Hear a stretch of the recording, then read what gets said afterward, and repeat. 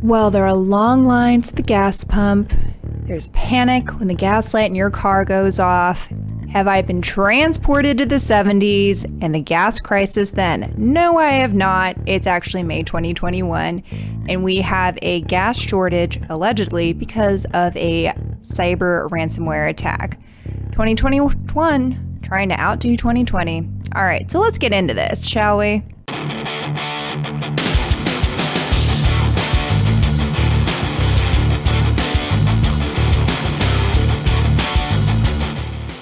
Welcome back to #Lawyered, everyone. You have both Austin and me here today.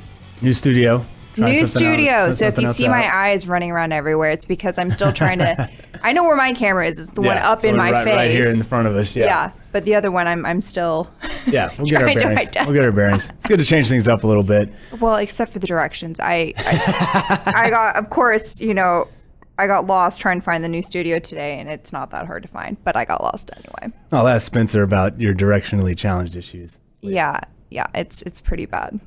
I do like that you opened up with the fact that 2021 trying to outdo 2020. No, but really, I mean, think about it. Like, so, you've got freaking coronavirus. You had the killer bees in 2020. I don't know what happened with those. Yeah, murder hornets. Yeah, those things. Yeah.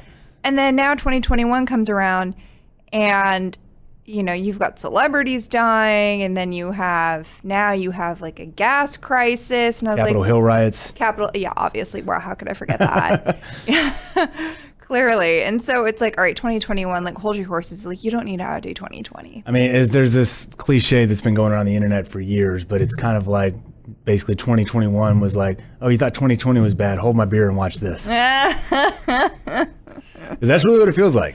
It does. It really does. Now, this subject we're going to talk about today, I don't know a whole lot about, but you reminded me before we came on the air, you actually wrote, what you said was a dissertation about this? Yeah. So in between my BA and JDs, I went to Russia, yes, like literally the country, and moved to St. Petersburg to attend the European University of St. Petersburg, and I did a master's in energy politics there.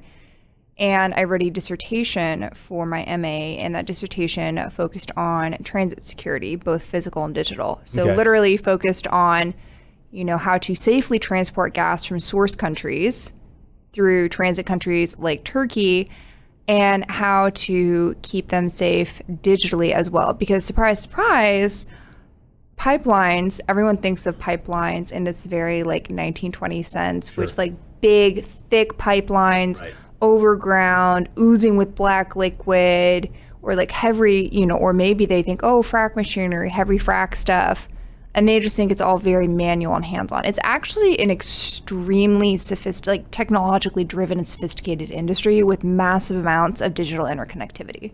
See, I mean, that makes sense with the amount of money that's being literally transported through those pipes. I mean, I think I probably thought about it the same way that some dude in a hard hat sitting there with a lever going, okay, go. But yeah, that's a very like 20th century perspective. No, I mean, essentially today the industry has transitioned to, like I was saying earlier, it's a very digital presence. So a lot of these, like the pipelines and the transportation of both natural gas, liquefied natural gas, so LNG, or actual crude, whether it be petroleum or which is a more refined product, or an actual crude, right? So there's no man in the hard hat pulling the lever. Hat and mustache pulling a lever. No, okay. So there's usually various different like pump stations, especially if you have longer pipelines that are run almost entirely by computers. And so the computers are the one that both monitor the pipelines to ensure that the appropriate pressure is being applied, that the flow is continuing within the proper range, right? Because if you have depressurization, that's a big problem to the supply and the flow. And also these computer systems are sending out what are called smart pigs, which is a type of technology that basically it's a little critter that scuttles into the pipelines to check for abnormalities. Gotcha. There was a big issue years and years ago where, and I think it was a pipeline in Alaska, I want to say, don't quote me, where there was a big problem because the smart pigs weren't scuttling through the pipelines at the appropriate intervals, and the company tried to cut back costs. And I shouldn't laugh, it's terrible. they didn't release the pigs, if you Sure. will, Yeah. frequently enough, which caused them to miss anomalies in the pipeline, which caused massive problems. And I think, it was bad. It was very bad. I'm sure. Anyway, so that's a not so short overview of how the industry has actually become extremely digital and it's all online. And a large part of my dissertation, most of it focused on Eastern European or like Central Asian sourced gas, if you will. I say Eastern European. Most of the gas is going to come from Russia or from like the Stan countries. And it's transiting to an EU market, or now EU and then England, I guess. Okay. Thanks Brexit.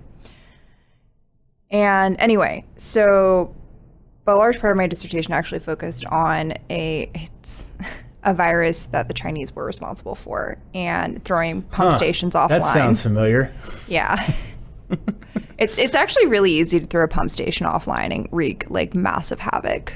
And so is that what happened here, or what's No. I mean, what's the setup? So of this what's situation? the story here? Everyone wants to know what's happening here. They don't want to know about my dissertation. Well, no, we need the background though, because that set the stage for where this is going. Sure, absolutely. So we'll back it up here. So on May 7th, let me back it up even more. So there's a lot of pipelines in the US, right? And so there's a lot of pipeline companies, and then one of the really large pipelines that actually supplies about approximately 45% of, hydrocarbons, if you will, to the East Coast is called the Colonial Pipeline. Okay.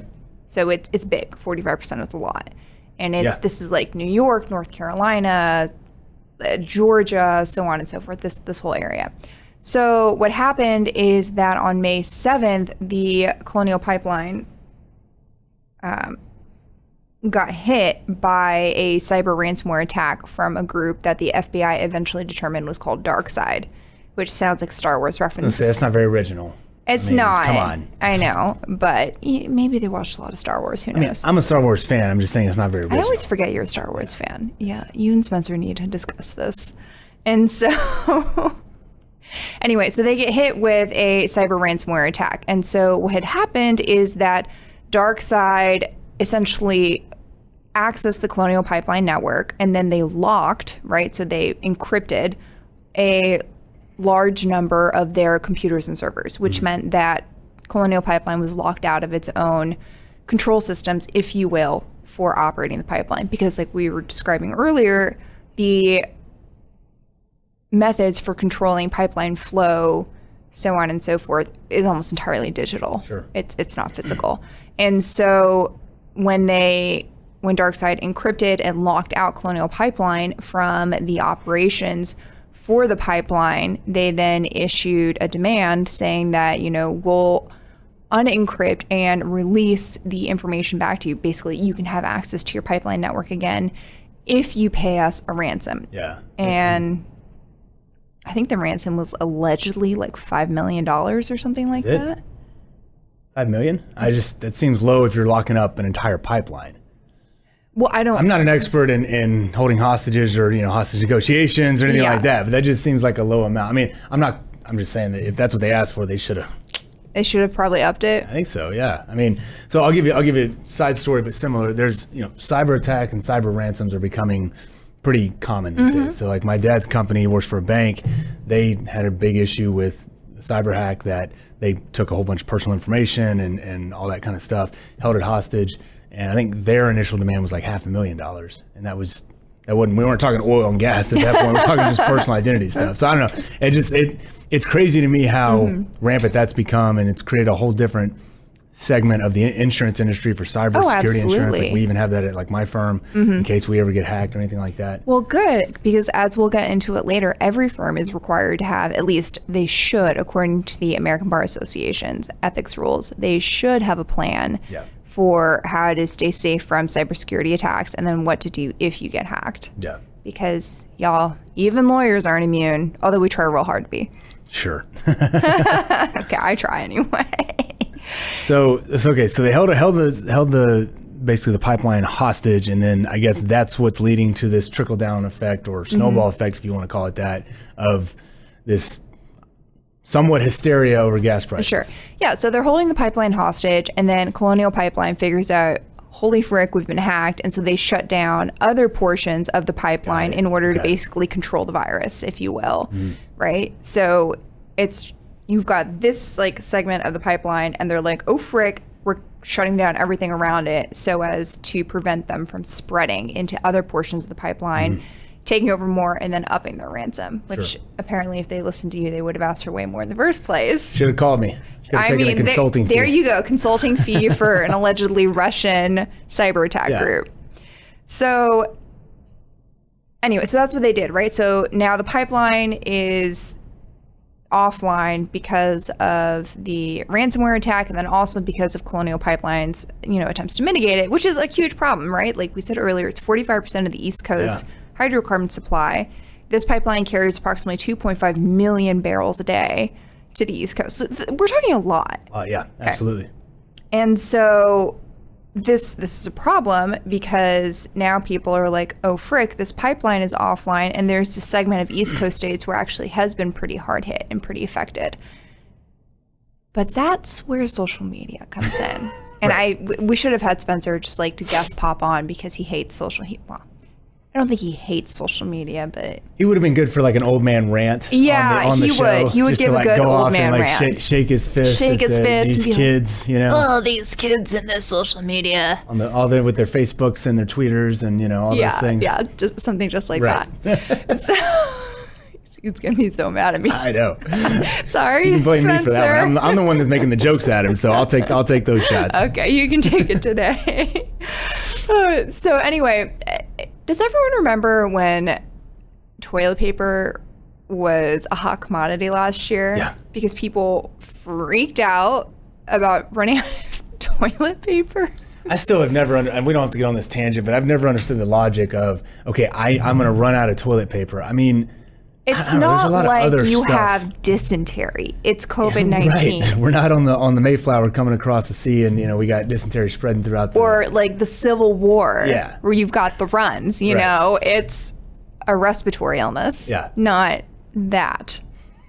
Sorry, guys, if this is super gross. It's the power of the masses, though. The mob has a lot of power, and that's what social media creates. And that's what social media creates, right? It creates a mob, it creates an echo chamber if it's not used for the right purposes, right? I mean, I love social media because I do think it can be used for the right purposes, like building small businesses for people that wouldn't really have had the opportunity to engage in business because it lowers the barrier to entry, direct to consumer. And that's what we talked about in our episode last week. Yes. Is that's the beauty of social media, but the echo chamber. You used that phrase before, and I like that. I've never thought about it that way, but it really is one of those things that's a very keen analogy about the situation. And thank you. And so where I think you're having this echo chamber hit here is because people are just like the toilet paper. They're like, oh my gosh, the gas is going to run out. Yep. And so people are panic buying, and our producer was just telling us how some man in Florida panic bought like loads of gas. And to his credit, this man allegedly put them in canisters in the back of his Hummer, which gas guzzling, not my favorite car. And then the car like exploded or something. It caught on fire. Yeah. It caught on either fire. way. I don't know. But honestly, what were you thinking? Yeah. Gasoline is highly flammable and you're sticking like loads of this in the back of your like big gas guzzling Hummer. And this is down in Florida, which isn't even terribly affected by the gas. I was going to say, like what you were just talking about is we're talking about a pipeline going to the East Coast. We're talking about the Northeast coming down a little bit south. Down to like Georgia or so. And so Texans, Floridians, Californians shouldn't really be an issue. I was talking to a friend of mine in California yesterday, and he was talking about how they're starting to get lines at the pump and how the gas prices have gone up. And we really hadn't seen that much in Texas, which we shouldn't. I mean, they've gone up here. Spencer has an eagle eye for gas prices, and they go up freaking 2 cents. And he's like, Andre, did you see the price today? He is an old man. That's funny. That's funny. I don't want to make this a Spencer bashing episode. No. Spencer's great. I actually appreciate that he keeps an eye on the gas because gas is actually a really good indicator, I think, for the economy. But for sure. But we're not seeing lines and stuff like that at stations, and we're not seeing them. At least I haven't noticed them being out of gas more than they normally would. At least in Dallas, he actually was concerned that the gas stations by our house wouldn't have any gas because there were a lot of people hanging out there. Yeah. But I also live near a university, so I mean, these kids, social media. echo chamber, Yeah. so on and so forth. But anyway, the issue, right, is that people like in Florida, in California, in Texas, we're not the ones that are being directly affected by this pipeline. Like people in New York, like, yeah, there's no gas in New York. Like they are up a creek without a frickin' paddle. Yeah. Okay, but Dallas is different. Florida is different. And the big thing here, and that people don't understand on social media, is that this isn't the gas crisis of the 70s. In the 70s, there was no gas to be had because we were still getting a fair amount of gas overseas. Right. Today, or at least within the last few years, I haven't fact checked it this morning, the United States is one of the top 3, if not the number 1 hydrocarbon producing country in the world. Like we outpace Saudi Arabia, Russia for output. And this was true when I was doing research a while ago. Again, I would need to double check that, but we're in the top 3. We're up there with Russia and Saudi Arabia. It's not the 70s. It's not the 70s. We have, because thanks to fracking, which I know a lot of people have issues with, so frack responsibly. We love the environment. Because of that, the United States has massive amounts of oil and gas reserves that we are now able to retrieve. And so we're not dependent on like the Middle Eastern OPEC countries to provide us with this. Like we have the supplies. Yeah. The problem isn't the gas isn't there, which people... That's what I was about to say, yeah. People are in this echo chamber on social media being like, oh my gosh, we're running out of gas. It's not there. And, you know, that's just not true. Yeah. It's there. The problem is transportation. Right. It's the transportation and distribution of it because it's the pipeline's been shut. Maybe the toilet paper wasn't there. I don't know. But the oil and gas is there. It's just for transporting. I mean, there was apparently one company here in Texas that was just so desperate for people, for drivers to hire on as for truck drivers to transport their gas, that they were paying them, or they offered to pay them $14,000 a week. Nice. Wild. Good for the truck drivers. I mean, they don't even have to have like a high school degree to be a truck driver. At least I don't think. You have a CDL. Yeah, that thing. Yeah. I've represented a handful of trucking companies. Okay, so you would know. You would know. On this stuff, yeah. Let me just say, as a lawyer, I don't make $14,000 a week. No, yeah. So, I mean, but that's wild, right? Yeah. And so, but one of the interesting things too is that there are really tight regulations on, as you would think, the transportation, like driving, like truck driving of gas and LNG, liquefied natural gas, and oil. And so recently the Biden administration, I believe, had to like chill out on provide like a temporary loosening and relaxation on these strict requirements because they're like, okay, well, yeah, we gotta get these tankers out there. Yeah, these trucks need to go to like New York, Atlanta, whatever. Sure. So we'll chill and we'll let them continue. For sure. But you know, people are scared because they're like, oh well, you know, what if we are running out of gas, air quotes, which is not true. If the transportation doesn't get back online because you don't have your big pipeline back online, people are scared that this is going to go for a long time, which is going to mean that these eased restrictions might expire, which means that, okay, gas might be there, but it can't get to you, which is going to cause people to go nuts. And then already you have oil futures like skyrocketing. Sure. Because the hydrocarbon industry is one that's very... It's kind of like modeling. It's all about image, right? Yeah. It's all about very perception. Mm-hmm. Very reactive to the perceptions. Yeah. So anyway, and to kind of like tie in the last details here. So I think everyone probably wants to know how DarkSide actually got access to the Colonial Pipeline network. Okay. Well, thanks COVID-19. So a lot of digital security experts think that one of two things happened. DarkSide was able to purchase login details for like a remote desktop software, like say TeamViewer or Microsoft Remote Desktop, which I mean everyone and their mother used during COVID-19 to access whatever their company. So this isn't just like, oh, they broke into a cloud like you would on Apple. and stole their data. No, like they broke into like a network that had its own servers because people were remotely accessing the highly secure servers using an internet connection. So there was that, and then there was also, and this is kind of the scary part, any computer that uses a internet connection to like log in remotely, right? And so some server or some search engines are less secure than others. DarkSide can like apparently was able to access and see like the login, like the username. Yeah. And so they just kept trying passwords until they were able to crack it, which is super low key or low tech, but they were able to figure it out and then log in. And so are these theories that are, I mean, these are just theories, right? They haven't figured out whether or how they've done it at this point. They think they're pretty plausible, but it's not 100% right now. And we may, I mean, I don't know. I've never done any, I don't know anything about cybersecurity investigations. You're not a hacker. So I don't know if we'll ever know if they will ever be able to figure out exactly how it happened. I mean, obviously that's one of those things that you would want to know, prevent it from happening later. It's not like a murder, right? You know, you can like send the dead body off for an autopsy and be like, oh yeah, you know, the woman was choked to death because we can see from the neck wound, which is a really gruesome analogy. Sorry, y'all. But anyway, so that's like pretty wild, right? So at the end of the day, like a little under 100 gigabytes was encrypted and locked out and, you know, had to be ransomed back. So this is, where do they come from, right? Yeah. Where did DarkSide come from? Yeah, absolutely. So, I mean, you said earlier it was a Russian company, or Russian, I don't know if company's the right term. Russian gang. Russian bandits. I don't know what you want to call them.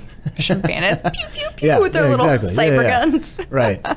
So the speculation is that DarkSide is a gang that is located, if not in Russia, then a post-USSR country, because their software, interestingly enough, avoids encrypting, so basically locking out any computer system where the language is set as Russian. Okay. Which is interesting. And then also, so far, DarkSide has avoided attacking companies in post-Soviet states like Russia, Moldova, Armenia, Ukraine, so on and so forth. Okay, so it's basically their sympathies to these specific types of countries are what is leading people to believe that they're Russian, precisely, or like you said, a post-USSR territorial state. Although apparently they claim on their website, which they have a website on the dark web, and it looks just like a business website. It's kind of wild. And they they list companies that they've attacked, and then they have their code of ethics for companies that they won't attack. Okay, so they got like a little resume on the site. Kind of. Okay, from I don't even know how to access the dark web, but I was reading an article where they had screenshots of their website from the dark web posted in the article. Interesting. Yeah, I think it was like PBS or something. But anyway, so DarkSide touts itself as apolitical, but I mean it's not attacking these other countries. Right. So like how apolitical can they be? Right. So anyway, all that to say, gas became the new toilet paper. Don't feed in the social media frenzy. The gas is there. It's just the transportation is a little iffy right now. Yeah. So don't panic buy at the pump. Don't hoard gas. Make sure you have legit good passwords, not password 123, because that's a problem. Yeah. So anyway, and now that we've kind of like discussed like what actually happened, you know, Austin, like what are the greater implications for the economy from this? Well, I mean, I think anytime you mess with oil and gas, it swings the economy. And I mean, you mentioned this earlier, oil and gas companies are highly reactive because of the image is kind of the main thing. Well, when those commodities swing, the rest of the economy and the market, everything else reacts to that as well. And so you got a large scale potential impact we could have, depending on how long this goes, on the economy itself and on the stock market and on everything that's tied to that. I think on top of that, it exposes how, when you've got something that's crucial to our infrastructure like that, and it's able to be hacked into, exposes how vulnerable we kind of are to something, maybe even, power grid, other things like that could potentially be hacked. Should create a cause for concern for our men and women who are actually on our side of this thing trying to prevent these type of cyber attacks. Yeah, actually, and I was reading an article and then talking to some friends, and apparently, like, the United States' ability to withstand cyber attacks is pitiful compared to Europe. And Oh, really? Yeah. Okay. Well, and Europe also has like loads and loads of massive new privacy laws that they enacted within the last few years, which is a total pain for companies that are international, like PricewaterhouseCoopers, because now they had to comply with all these super new restrictions. But the United States doesn't have them, so it's a huge hassle. Yeah. But, you haven't heard of a European pipeline company being hacked. Sure. Also, how many European pipeline companies are there besides, like, the Dutch? Yeah. Well, and, part of the problem, too, and I've had this conversation before, and the best way you can think about it, the people trying to prevent cyber hacks, they've got to prevent every single different way that someone can hack. The people that are actually hacking just have to find one way to get around all those different preventative measures. I mean, I'm oversimplifying here, but the idea is that you're trying to defend across the entire front when all they have to really do is figure out where a small chink in the armor is, and they can test things out. And so trying to be a couple steps ahead, it's pretty difficult, I would think. It is difficult. And, it requires companies, I think, to have a minimum amount of cybersecurity education for their employees, right? You don't want your employees being like, password Joanne Summers, or if that's her username, and then her password is her birthday or her pet's name or password 123, Yeah. Because if something is easily hackable, it just takes one person to, have easy login credentials to then access an entire network. Right. So, and I'll be interested to see how, because with COVID-19, people are working remotely, they had to. So I'll be interested to see how this affects certain sectors that do have such a duty, like fiduciary duties, like banks, healthcare organizations, how that affects their ability to allow people to work remotely. Because think about this, even way before COVID-19, medical scribes worked remotely, and so they're transcribing patient files. Right. And it's so a HIPAA law. I mean, the stuff that's subject to the HIPAA laws. Exactly. And so if they're online and they get hacked, right, because they're remotely connecting in to the hospital server system, you have freaking loads of HIPAA violations that could happen. Yeah. Because patient information, it's highly confidential. Right. So that's a huge problem. And that's somewhere that's probably going to need to beef up their security. For sure. And then, like we were talking about earlier, law firms, right? A lot of lawyers have had to, because of COVID-19, work remotely. We were working remotely even before then, right? Because lawyers are now, thanks to the advent of the web and the cell phone, basically available 24/7 to clients. And so, yeah. And so, a lot of us work remotely, so we have access to client files, and our client files, some firms have them on the cloud, some firms still have actual servers, but then you can remote into these servers. Yeah. So, there's a fiduciary duty between an attorney and his client or her client to keep that client's information confidential, right? And just think about it, like, how many times a day do you email with clients? I email all the time. Right. And so what's the duty there? Like, how do we make sure that we're upholding our fiduciary duty to keep client information confidential? Well, and you mentioned earlier that there's the ABA has put out some information about you need to have a cybersecurity plan, you need to have a plan in case there's a crisis that occurs.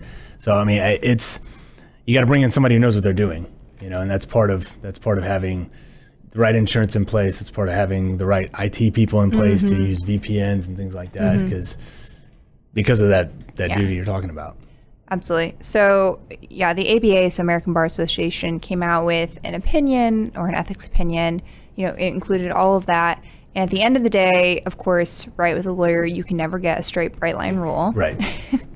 So the closest thing to a rule that they gave was that essentially, if a lawyer is going to communicate with a client or they're going to access confidential client files, they need to be doing so in a manner that is, they're accessing this information in a reasonably secure manner. So they have a reasonable expectation of privacy.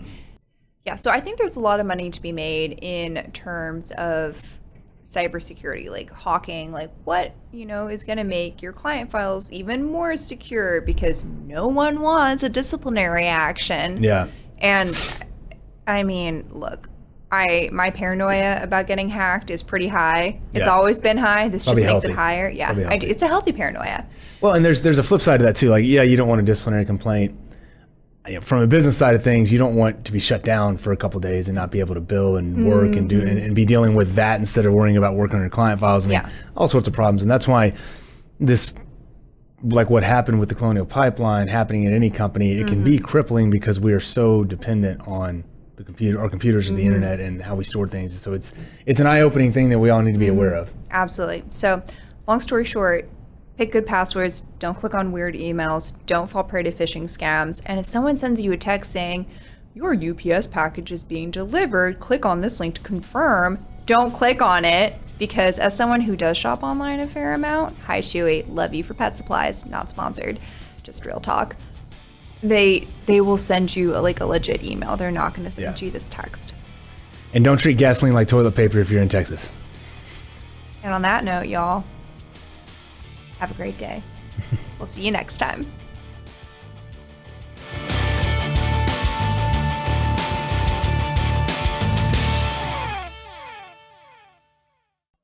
Guys, thanks for listening. Closing arguments are coming up, but make sure before you go rate, review, and subscribe to our podcast anywhere that you listen to your podcast. Check us out on YouTube, and you can check us out on Instagram and talk to us, tell us what you want to hear about. You can search us at #lawyered, spelled out. You can talk to Andrea at andrea.s.turner, and you can talk to me at the Dallas Lawyer. See y'all again soon.